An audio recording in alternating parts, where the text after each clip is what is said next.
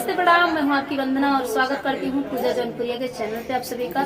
तो फ्रेंड, हम लोग एक प्यारा सा गीत लेके आए हैं, चुटकुला नाच गीत है। कैसे लगेगा कमेंट बॉक्स में बताइएगा और इस चैनल को ज्यादा से ज्यादा सपोर्ट करिएगा, अपना प्यार और दुलार दीजिएगा। चलिए। पियवा मिलला पगलेटवा उलट नहीं ताकई है सखी, पियवा मिलला पगलेटवा उलट नहीं ताकई है सखी।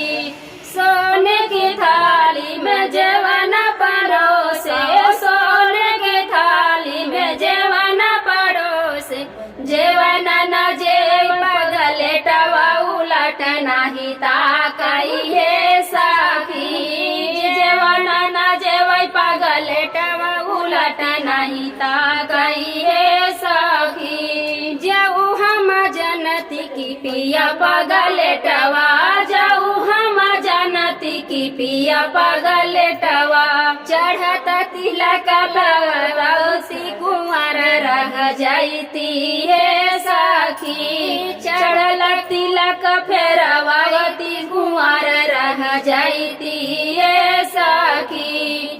माई लगे खाती बहिन लगे सोवती, माई लगे खाती बहिन लगे सोवती, जीजा साथे सौख पुरावती संवर रह जाती है सखी, जग संगे सौख पुरावती कुंवर रह जाती है सखी। पियवा मिलला पगलेटवा उलट नहीं ताकई है सखी, पियवा मिलला पगलेटवा उलट नहीं ताकई है सखी। तो भैया ये गीत कैसा लगा, लाइक शेयर कमेंट जरूर कर जाए।